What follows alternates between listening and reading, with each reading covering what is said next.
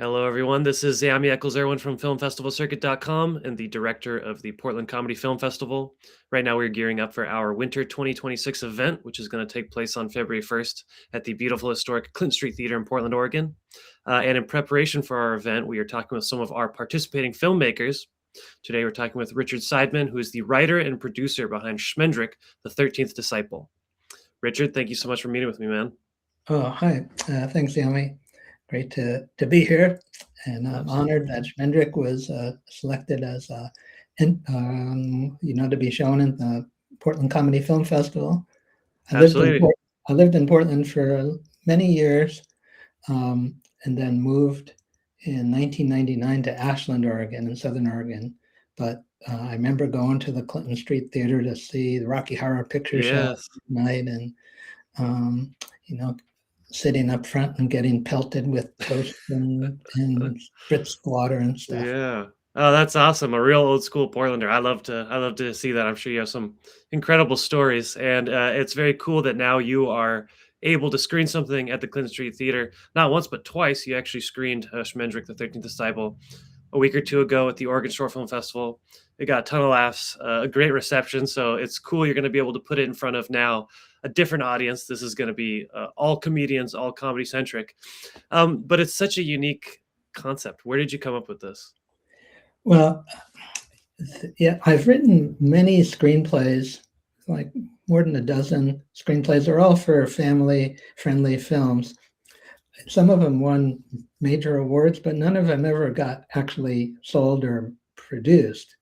And a friend of mine said, well, you should make something that you can film yourself and have a tangible product instead of just a screenplay that nobody gets to see. And so I was thinking, what could I come up with that would be super low budget?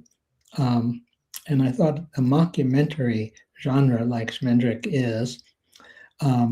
Originally, I intended it to be a feature film, and one of the actors, who's a friend of mine, he played archaeologist Maximilian Lebeau. But Barrett O'Brien is the name of the actor, and he said, I showed him the beginning of the script. He said, you could cut it off right here, like at page 12, and make it just the first episode of a series, and then you get it going quicker, and it'd be cheaper to get going to actually make it. So Totally. That's what I did. And I'm lucky living in Ashland that there are so many great actors who are part of the Oregon Shakespeare Festival or otherwise drawn to the artistic community of Ashland. And many of them were my friends, and they generously and eagerly agreed to be part of the project, even though most of them are SAG-AFTRA actors. However, because this is a micro-budget project, the SAG-AFTRA union minimums don't apply, and Right. they were willing to work much more cheaply than they would otherwise. But then the inspiration, like the main intent, just maybe getting more to your question, is there's a Jewish concept of tikkun, which means repair or healing. And so all my projects, my scripts have that aspiration to bring healing to the culture, which is so troubled now and so angst-ridden, and also flattened by cynicism and so forth. So to try to aspire to bring joy and laughter is my aspiration for the film, to that somehow assuage the difficulties and metabolize the grief that we're all feeling for the situation that's rapidly devolving. So that was part of the inspiration. And then I'm drawn to silliness, and slapstick and silliness is sort of my lane. And this was a way to do it all, but in a very contained way. Well, I love that. What a noble goal. And I think you did a great job with that because we were all laughing in the theater. And I just love how the comedy works on so many different facets. The characters, for one, are hilarious and over the top. And Archibald Sneed has his own sort of deficiencies, which are hilarious to see. But then just the idea of the 13th disciple and seeing, okay, you're passing it through What would the the theologians think? What would the historians think? And it's just this hilarious hot potato of an issue to have to deal with. Talk to me a little bit about the characters, though. They're all really funny, and did you're in the actor mecca of Oregon? Did they Mhm. sort of did your actors take those characters and instill themselves in this, or this is mostly your written work? How is that working? Yeah, the the actors, they definitely infused themselves into it, but there was very little improvisation. Almost all the lines were written by me, maybe tweaked slightly, but it's really very closely scripted. Okay. But I couldn't be happier with how the actors interpreted it. And Peter Alzado, the director, he is so kindly with his tone, like before every take, he would say in a very gentle voice, "Whenever you're ready, Tony, or whenever you're ready, Barrett." And it is like, these are experienced actors, so they're Right. probably not that nervous. But for me, it just like, oh, Yeah. it's all right. One thing I wanted to say, the one thing I love about the characters is that they all are so passionate and enthusiastic about from their various perspectives, but none of them is blasé about it. They all care really Right. deeply, including the priest who's like kind of a fanatic Right. anti-Schmendrickite. And one thing I wanted to point out, I don't people might think that it's making fun of Christianity or something, which that's not my intent whatsoever. And in fact, in the story, the character of Schmendrick, who was Jesus's fifth cousin, was a trickster. Right. His goal was to leaven the heaviness of that time by making jokes and pranks and so forth. So he wasn't making fun of Jesus, and I'm Right. not making fun of Jesus or Christians, but in a way, au contraire, to support, because I'm sure Jesus must have been really funny. Oh You know, yeah. I know a lot Absolutely. of every good teacher or great teacher that I've met has a great sense of humor. Totally. So and so, he appreciated Schmendrick's efforts according to the book of Right. Schmendrick, which may or may not actually be true. I love that actually. So then, the idea of Schmendrick as the character almost stands as the embodiment of kind of what you're trying to accomplish through your film. He's the trickster, the practical joker who's trying to lighten the load. I love that concept. Yeah, so Um, yeah, so that's cool. It's tightly scripted. People are sticking with it, but they're clearly bringing their own sort of energy to it. Everyone's so professional. I really love the costuming as well. oh, Was that did you have a costumer? Did they bring their own wardrobe? I know it's subtle, but I just love this. Everyone has their distinct look. yeah, the costumer is gonna be delighted that you pointed that out. Costumer is Deborah Rosenberg, Okay. who has taught costuming and other aspects of theater at Southern Oregon University for decades, Wow. and Okay. really experienced costumer, mostly in theater, but a little bit of movies. And so some of the costumes we rented from the Shakespeare Festival's Okay. uh, bank of costumes they loan out. Some of them the actors had. Um, Maximilian Lebeau was wearing my coat actually. Nice. And this goes to your question about the actors. We had a rehearsal like 2 weeks before we started filming, and Barrett, the actor, said, "Could I borrow your coat and wear it?" And so he wore it for 2 weeks just to sort of get in the Totally. feel of the character. That Right. brown leather jacket, I don't know if you remember. He is pretty. Absolutely. I've written episodes 2 through 7, and I may combine them to be a feature film. And I won't spoil it, but all the characters reemerge, and some with much more expanded parts. Oh, excellent. Well, yeah, I love Maximilian Lebeau. When he's sort of one of the earlier characters that they talk to, and he really sets off the tone. And he's so distinct. He has his upturned collar and Yeah. he's clearly in it for the glory, but he's got this, I don't know, nuanced approach to his over the top characterization. I love that. Um, Tell me a little bit about the filming process because it's so professional looking. Lighting, camera work, sound, everything's top notch. Are Mm. these people from the Ashland community?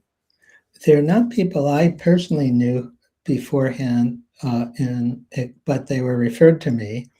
The director of photography was a young guy, a relatively recent graduate of Southern Oregon University, Okay. Marvin Walder. And then the sound person was Kate Linville, and again, friend of Marvin's from Southern Oregon University. So like, and they had worked on projects that Barrett and Monica, who was in a brief role as the Aramaic professor, Oh, yep. but she appears in she becomes somewhat of a villain actually in the subsequent episodes. And it's funny to me because in this first episode, for the people who see her, she's only on screen for like 45 seconds. Right. It's almost like a throwaway role, but then she emerges as like a key I love that. twist in the plot.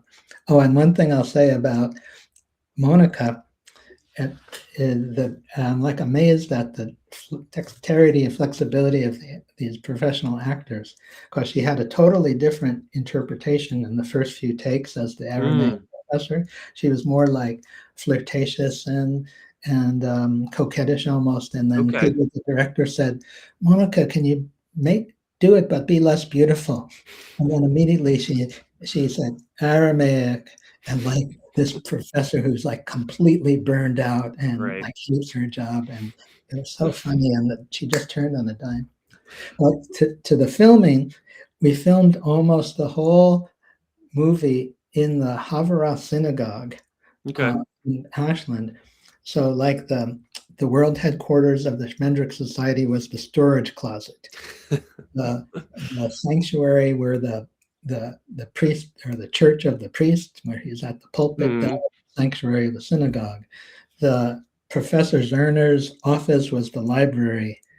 Maximilian Lebeau's office, who's in the script it says he's like an Indiana Jones type character, the gift shop, and the Aramaic professors was a back classroom. So it was very efficient to just move. Wow. We had a few protest scenes outside that we didn't use, including a cameo for me that just didn't fit in the script. But maybe the next episodes. Maybe. Oh, well, that's so awesome. I mean, I'd love to hear that, especially as an independent filmmaker. You have to be industrious, you have to be economical, and you got so much latitude out of a single location or a single, building, but it all looks so different. And I would never have guessed that it's all one area. That's excellent. I feel like that's something to take away and try and achieve, in our own work. Yeah. Some of the locations were like literally 20 feet, 15 feet from the other one. That's great. How many days was the shoot in total for this first episode? Just two. Just two. Okay. The whole movie is less than 13 minutes. Right. Well, tell me, what did you learn from this process? What kind of insights did you take away from filming and all that? The first thing that comes to mind is the meticulousness of the editing process. Like just the filming is one thing. We spent a lot more time probably in collective hours editing than we did in just the shooting. Two, just impressed with actors' ability. It's hard for me to memorize like 3 sentences, but these actors are so facile with not just remembering the lines, but delivering them effectively. 3 is just really fun to have the group synergy. The people coming together, laughter, and we did a table read of the remaining episodes on Labor Day, actually. And then my wife, Rachel, said afterwards, if nothing ever comes of it, this was a success because everyone loved it so much. There was so much like joy and enthusiasm among the cast and the crew too.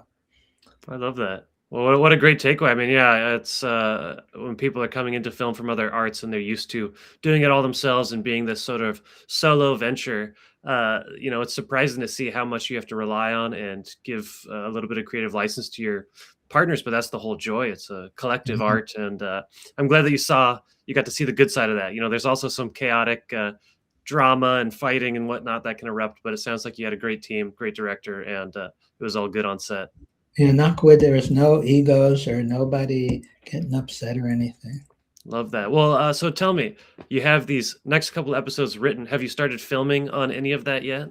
No, we have the whole rest of the series written, the next 6 episodes. We're hoping to film in the end of June. but I need to raise about $25,000 between now Okay. and then. So that's the challenge Any now. thoughts on a Kickstarter? Any sort of, now that you have the pilot episode, the proof of concept? Well, what I did two crowdfunding efforts so far. The first one just to film it, and then a second smaller one to enter it into film festivals, like which enabled me to get into the Portland Comedy Totally. Film Festival. Okay. And I'm reluctant to tap my friends and existing backers a third time so soon. Right. So what my plan at this point is to find a larger donors, like 1,000, 5,000, or $10,000 donors. Okay. Totally. The project's going to fall under the nonprofit umbrella, so donations to the project will be tax exempt. Okay.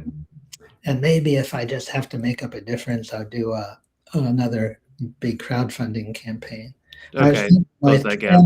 My plan was to somehow find the larger backers. This may be naive, but this is what I'm hoping. Find the larger backers, film these next 6 episodes, then use the raw footage of those episodes for another crowdfunding campaign for the editing cost. Okay. Totally. Yeah. Well, I think that's a good way to do it. I mean, yeah, editing is super important. It's actually probably that is the backbone of cinema, and that does take a long time post processing and all that. But I like the strategy. At least you have a strategy, naive or not, if it works or not, you have something to go. You've got a great proof of concept, great first episode, and I would love to see these characters develop. And I mean, I love how you're saying that Aramaic Professor has a bigger role as a villain of all things. I mean, I would be curious just to read that. At the very least. But I'm glad that this is going to get in front of some more eyes at the Portland Comedy Film Festival. I know they're going to love it. Is there anything else you'd like to add about Schmendrick, the 13th Disciple? Oh, well, thanks. No, it's great to talk with you, and I'm planning to come to Portland again. Excellent. And no, I just encourage everyone to come see it. It's funny. It absolutely is. Well, thank you so much, Richard, for talking with me. And I can't wait to see more from you. And I'll see you at the festival in just about 1 week here. Okay, great. Thanks. Take care, man. Bye.